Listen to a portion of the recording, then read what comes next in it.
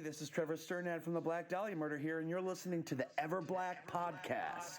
Hey, human skull, this is odorous from Guam. Going to the Fear Factory. This is George Corshunter Fisher. This is Gas from Double Drop. This is Wade from Our Last Enemy. Mike Nick from Suicidal Tendencies. He is at Wednesday 13. This is Rex from Kill Devil Hill. This is Gary Blue from Sepultura. You're listening to Everblack podcast. Alright, before we go into this episode, we just need to give a shout out to our show supporters, the brutal occult clothing brand Electric Witch, who have amazing apparel from shirts to hoodies to hats to beanies and more. Check out their full range at electricwitch.com.au and put in the code EVERBLACK for 20% off your order. Don't forget to subscribe, rate and review the Everblack podcast through Spotify, iTunes, YouTube and Facebook, and check out all our articles at everblackmedia.com. Alright, on with the show. Cause I'm a tough guy, like a really rough guy. Just can't get enough guy, just always a rough guy. I'm the bad type, make your mama sad type, make your boyfriend mad type, might suggest you're anti. I'm the bad guy.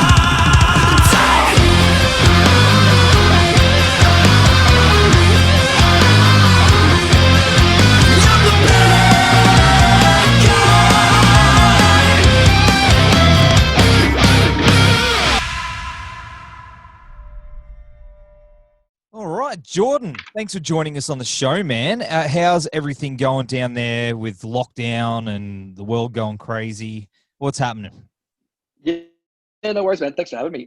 Yeah, look, it's pretty, as I'm sure a lot of people that you've talked to have kind of let you know, it's absolutely thrown everything out of control in terms of, touring shows, all that kind of stuff.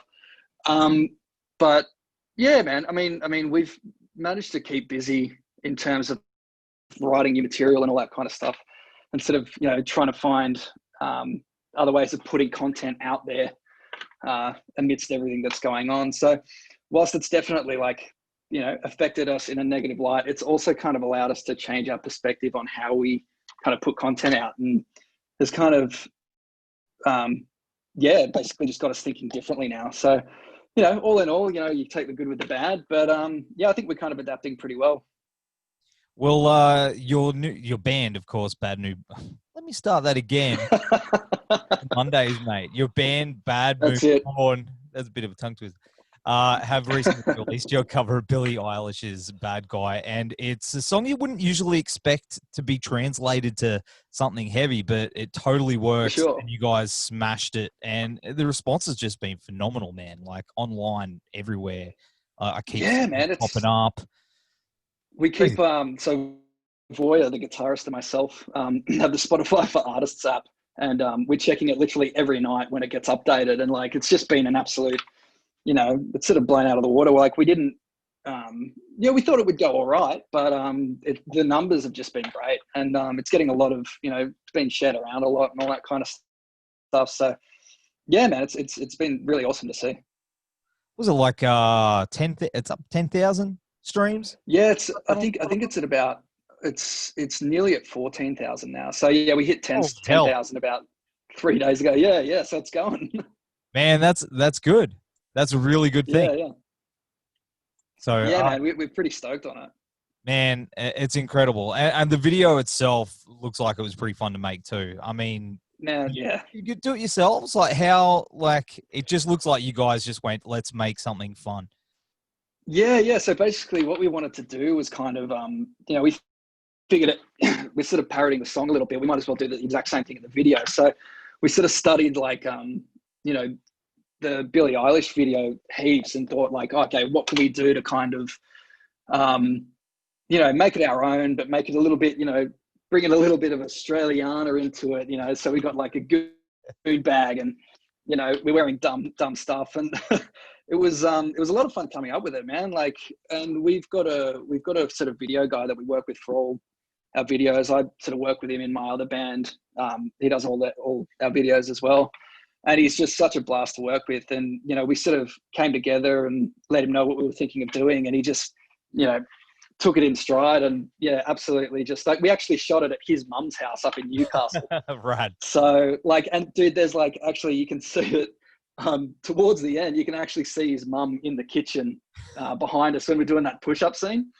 and we just thought that was fucking hilarious. And yeah, like there's like little things in and amongst it that are like, you know, you can see the mum in the kitchen in some parts, and like it's just like, I think, you know, my fiance Annie, who was the production assistant on the day, is actually walking behind in one of the scenes. So like just little bits and pieces like that. But yeah, so and he's fantastic. His name's Alan Brady, and his company's GMRX Media. They're based out of Newcastle, but he like travels. Like he did my mate's band in Melbourne. Like he just drove down to Melbourne to do that clip. So he commits like wholeheartedly, and it's just always a blast working with him.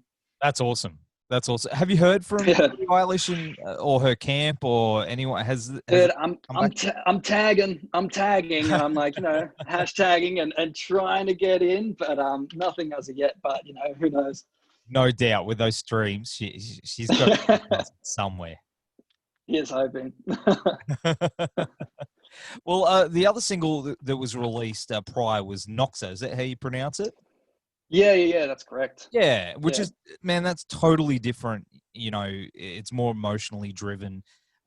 Is that where the band sort of headed? Like the style and stuff like that? Yeah, kind of. So Noxa was I've sort of been in the band for a year now. The new singer, Frank, the old singer, left probably about a year and a half ago. And that's what all their other stuff is with him. And he's absolute incredible singer. So kind of trying to fill his shoes was a sort of big challenge. But yeah, Noxa was the first single we had with me singing. And yeah, it was kind of, you know, we sort of didn't think too hard about it. We just, you know, went with what felt natural, and that was kind of the result. And yeah, kind of diving into the whole, I guess, emotionally driven lyrics is a bit of a new thing for me, so I'm kind of just testing the waters a little bit. But yeah, that was kind of, we just wanted something out there with me on it, because we had that I think that tour with Buckcherry and Hardcore Superstar in October last year, and we were kind of like, all right, like obviously we're here, we're doing stuff, it'd be good to sort of get something out. And so that's kind of where Noxa came in. But the new stuff post Bad Guy, I guess you could say, is sort of heading in a much heavier direction. Definitely more so in terms of like the emotionally driven lyrics and stuff like that, really delving into that. I'm actually based in Bathurst at the moment, and which, for those who don't know, is sort of like Midwest New South Wales. Yeah. And I had Roy come up from Sydney probably about a month ago now, and we just sort of hashed out finalized the lyrics for it. And it's definitely very personal, very emotionally driven, and yeah, complete challenge and completely something different for me. So really looking forward to getting it out there. But yeah, like we've just kind of finished demoing the EP as it is. It's 5 tracks, and yeah, we go in to record it, I think, in a couple of weeks. Like, drums are already done, and yeah, we're just pretty much waiting for Voya's studio to finish getting set up so we can do it. Has that been difficult to organise through all the COVID stuff? Yeah, man, like it's been a bit of a challenge, but we're kind of just playing it by ear. Like, we're not sort of, doing anything shady. Like, we'll do what we're allowed to do in terms of restrictions and stuff like that.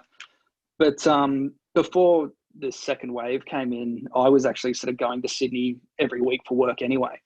So I was actually staying with the boys and writing, in between sort of working and stuff like that. So in terms of, I guess, restricting creativity, not really.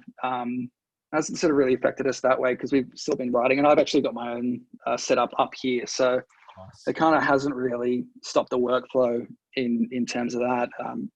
Yeah, the main thing has been sort of shows and touring and stuff like that.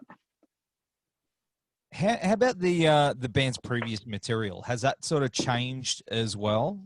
You know what I mean? Since you've come on board, has that been sort of translated to a heavier style, or you know what I mean? Yeah. So kind of, being that, the new stuff is quite a deviation from the old stuff. We were kind of looking at sort of Noxa and Bad Guy being a transition from the old stuff to the new.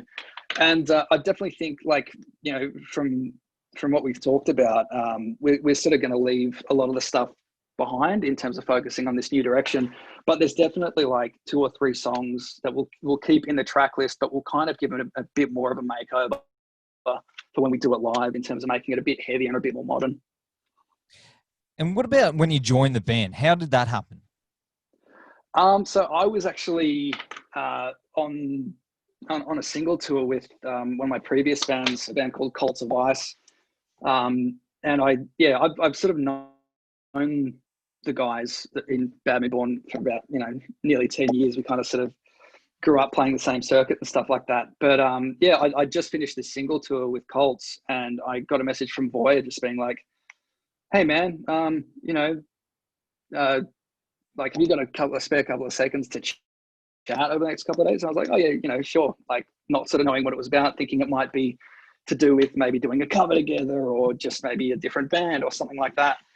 And so, had a chat to him over the phone, and he basically sort of just, mentioned that Frank, the previous singer, had made the decision to leave the band and wanted to know if I'd be interested in auditioning. And I was, pretty blown away by that, because I've, loved the band for a long time. I've sort of been mates with all those guys for ages, and the idea of playing together was, really exciting, and, kind of had me jumping in my seat and chomping at the bit to sort of get in and actually do something.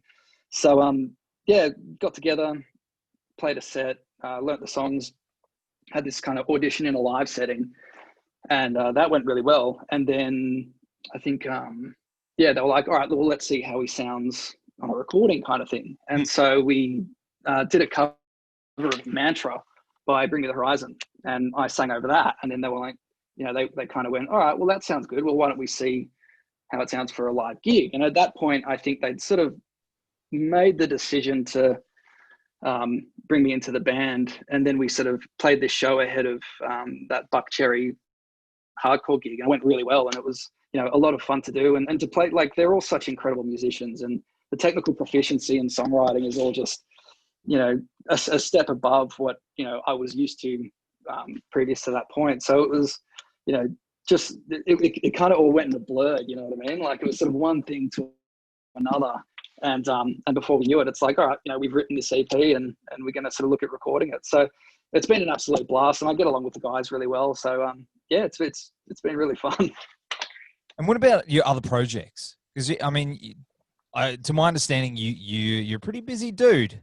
You're front man. You've got Chimeria. Is that your other band? Yeah. Yeah, Chimeria. Yes. And a few. What other projects you got? So I had Cults of Ice. So that's right. Spelt with a KV, and that was that's sort of like a bluesy hard rock borderline metal kind of thing. There's a couple of singles out, but that's kind of slowed down now, and we'll sort of be looking at calling it a day, purely because I don't have the time to do it between Bad Me Born and Chimeria. But yeah, those guys are all in other bands as well. I think there's a Sydney band called the Black Cardinals, which the drummer of Cults, Tommy's in, and Odin, the guitarist, is now in a band called Star Crazy, and they're a lot of fun. So they're keeping busy too. But and Tori, of course, from Cults is in Chimeria as well. So he's sort of keeping busy. But yeah, it's definitely busy in terms of like Chimeria, my symphonic metal project. We're about to bring out an album, and it's kind of been a work in progress for the last 5 years. So definitely keen to get out there as well. But between Bad Me Born and Chimeria, I'm definitely always busy. So that helps, to keep me sane anyway. Oh man, I get it. In regards to that, when is that due? When's the Chimeria album?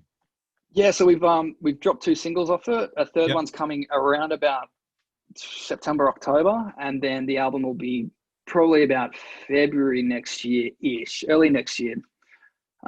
So yeah, definitely looking forward to get that out, because it's been working on it for such a long time. So yeah, absolutely can't wait.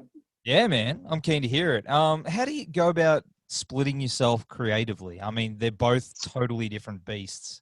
You know what I mean? Yeah, absolutely. How do you get in that mind for it? It's I guess it's kind of second nature now, because I've sort of been doing it so long. When I say so long, I mean sort of been sort of singing in rock bands for about maybe 10, 15 years. But I guess, I've always sort of looked for, different things to do all the time. And I've often at times have spread myself a bit too thin to commit to everything long term. But like, I guess, for instance, I think at one point I was in 7 different bands, all within different genres. So it was just kind of, I don't know how I do it now, because I'm like, all right, 2's enough. That's fine. I'm happy with that. But I guess I've sort of always done that, a bunch of different things at any one time. And I guess that's helped me to sort of take on, challenges within different genres and all that kind of stuff. But I'm always keen for a challenge. So that definitely helps. Where did your musical journey start?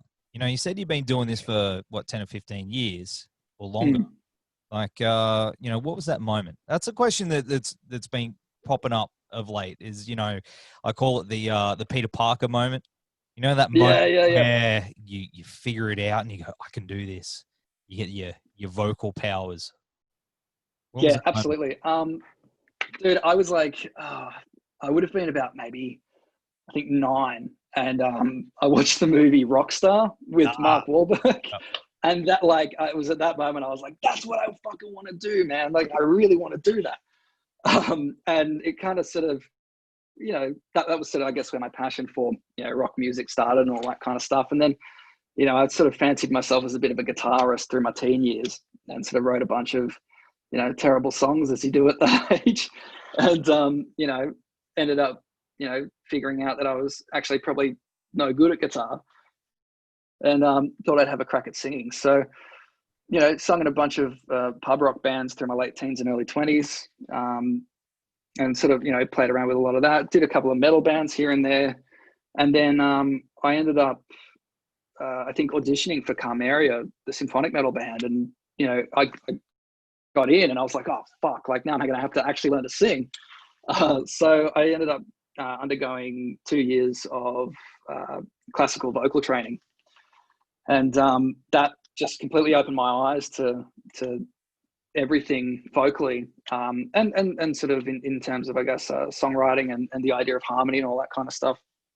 So yeah, that definitely changed my perspective. And then, I thought I'd take it further and went and did a music degree. So that, opened me up to sort of music production and all that kind of stuff, which further helped my songwriting and everything. And I guess a fun little bit of trivia is that every member of Bad Moon Born, we all went to the same music uni, although I was a couple of years behind them, and all graduated from JMC Academy in Sydney. So that's kind of crazy, isn't it? Crazy world. Yeah, man, it's nuts how it all works like that. But that's pretty much it. And through the years, just singing in a bunch of different bands, getting my chops up, cutting my teeth, and that, I guess, kind of gets us to where we are now. An awesome story, bro. I kind of chopped it down a bit, but I mean, that's it. Kind of, you only really want bite-sized chunks, don't you? And I love that movie too, by the way. Dude, I know. Look, I think it gets a bit of flack, but that'll always be sort of where my journey started. So I've always got a big place in my heart for that film. Yeah, me too. Well, I mean, Bad Moon Born have toured with, Buckcherry and Hardcore Superstar, as you mentioned before, open for bands like Atreyu and a few others. How were those experiences for you? Because they're pretty amazing, man. Fantastic, man. There's nothing I like doing better than, playing in front of a packed room and having a great response. And I think, that Buckcherry Hardcore tour in October last year was sort of my first big, my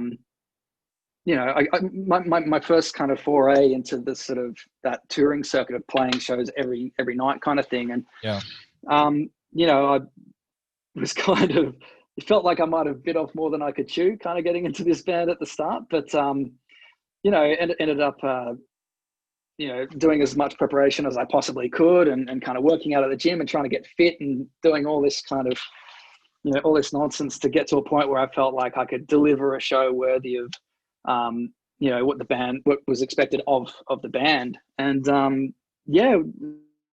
did that tour and it went really well. And it was a dream, man. Like that's kind of, playing in front of sort of that many people that have such a positive response to it, and getting to hang out with, bands like Hardcore and Buckcherry. Like I sort of grew up listening to those bands. So it was a real trip, and it was sort of like a dream come true. And I was like, fuck, that's, as soon as I got off, I was like, fuck, when's the next one, And then, you mentioned that Atreyu gig sort of early in the year. Funny fact, I actually did my year 8 music project on Atreyu. So the fact that we ended up supporting them, that many years later, it was just kind of like, fuck, and kind of, yeah, man, like playing in front of that many people, just, I don't look, admittedly, I've only done it a couple of times, but I don't think it's the kind of thing that ever really gets old. Nah, man. It's the best thing in the world. Yeah, absolutely, man. If you could bottle it up, man, you'd make millions, hey? That feeling. Absolutely. Yeah. No doubt in my mind, man. No doubt in my mind. So, I mean, this year is, I wouldn't say it's a write-off because everyone's being creative, but no one can tour, no one can do anything. But I mean, for sure, once this whole COVID thing hopefully fucks off very soon, very, very soon, we hope. What's the plan? Man, I know, right? Everyone's going crazy. What's your hopes and plans for the future? So I think, in terms of just getting that EP together, like that we kind of, the drums have finished recording. I think Boy's getting in with the boys probably over the next couple of weeks once his studio's up and running, to sort of do bass, guitars, and synths and all that kind of sort of crazy shit that we've sort of got going on now. And then I'll get in to do vocals, I imagine, probably within the next sort of month or two. So the immediate plan, I guess, is to kind of, get this EP ready and up to standard. And then, after that, getting all the music videos together and the artwork and all that kind of stuff. And I think we're actually planning on releasing this sort of more as 5 consecutive singles and then, as a collective EP, just to sort of, give it a bit more legs. And that seems to be, the thing that everyone's sort of doing at the moment. But sort of more mid-term, I'd say, in terms of this thing blowing over. Definitely national tour. We'll probably look at shopping around for, maybe a management agency or a label to sort of back the next kind of stuff. But what we're sort of talking about at the moment is, just getting that EP up and running, and then actually even kind of subtly looking at doing a covers EP as well, just for shits and gigs. Oh, cool. Yeah. So we got such a kick out of doing that Billie Eilish track that we're kind of like, fuck, what else could we like, heavy up or sort of turn into our own kind of thing. So I think that's definitely on the cards. Without giving anything away, really, if you had, if you could cover one song that would be, something you wouldn't expect, what would that be? Have you got man, everyone's got one of those songs. Dude, I think, look, there's too many, but the one that comes to my mind probably immediately at the moment, and look, I'd probably have to train for 6 months in order to kind of get this, but I'd absolutely love to do She's Gone by Steelheart. You familiar with that one? Because that's like, I've loved that song for ages, and kind of obviously Steelheart being kind of the band that, was behind Rockstar in a sense. I feel like, that's been one of the first sort of songs I fell in love with. And, one of the ones that I'd absolutely love to do, but, try and sing it in the car, and it's like those high notes are just out of it, man. But yeah, I guess probably, She's Gone by Steelheart. Good plan. Well, man, I'm up for anything that you guys do, because I like what you're doing, and I really hope you and the boys, have a really good run for the next few months. Thanks, man. Cheers.